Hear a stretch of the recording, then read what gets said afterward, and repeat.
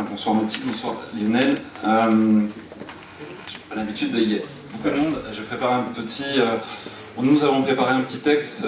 Ce soir, je parle au nom de la coopérative Enercop Nouvelle-Aquitaine, une société coopérative d'intérêt collectif qui s'inscrit dans un réseau coopératif national et qui favorise effectivement la transition énergétique portée par des citoyens pour les citoyens. Enercop a pris position dans cette campagne en faveur du nouveau Front populaire et je tenais ici à prendre la parole pour vous dire quelques mots pour les raisons qui font que on s'engage en tant que société finalement commerciale, quoique coopérative, on s'engage dans cette campagne. À titre personnel, moi j'habite à Tabarnak, je fais donc partie de cette petite partie de cette grande société civile. J'ai toujours un peu de mal avec ce terme de société civile. Comme de nombreux citoyens, moi je me suis réveillé lundi matin à Gare, vraiment, et je le dis d'autant plus en tant qu'ancien, j'ai fait ma jeunesse à Toulon, et j'ai pu voir effectivement le Front National au pouvoir, j'ai pu voir mon papa qui est éducateur de rue, contractuel, perdre son emploi parce que très concrètement il travaille pour des Noirs et des Arabes et il s'est fait mettre au placard parce qu'il est contractuel. La préférence nationale, elle s'exprime comme ça quand ce parti-là est aux manettes. Et si l'extrême droite venait à prendre le pouvoir le dimanche 7 juillet au soir, ça serait pas seulement une victoire pour la xénophobie, ça serait une menace pour nos libertés publiques, ça serait la lutte contre le changement climatique qui, elle, serait assurément éteinte.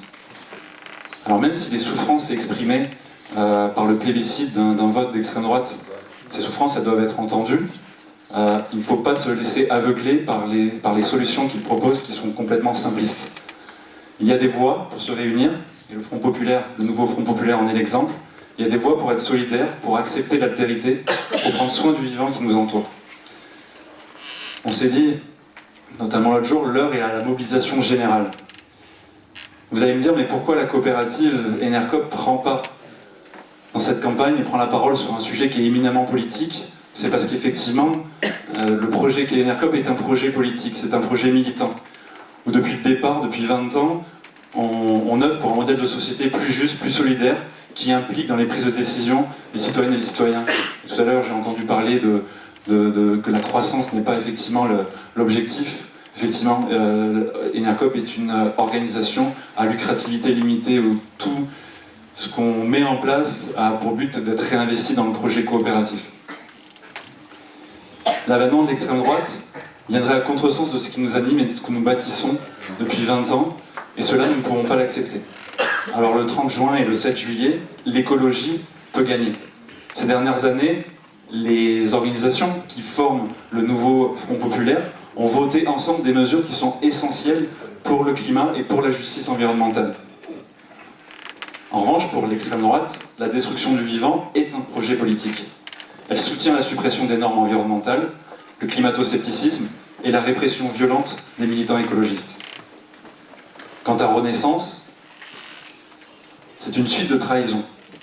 Mon quinquennat sera écologique ou ne le sera pas, disait Emmanuel Macron dans l'entre-deux tours de la présidentielle.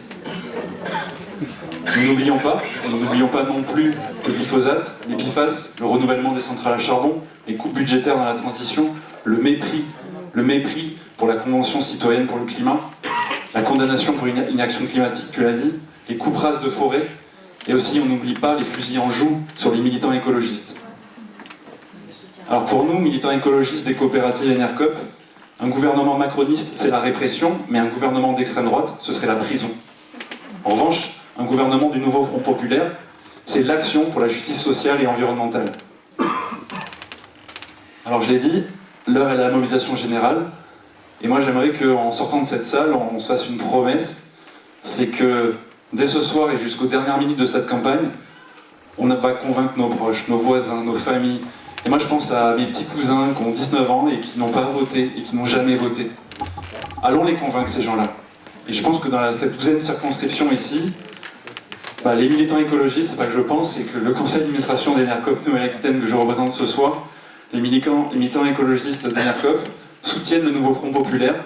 Les 30 juin et 7 juillet, votons et faisons voter massivement pour Mathilde Fed et Lionel Chelon.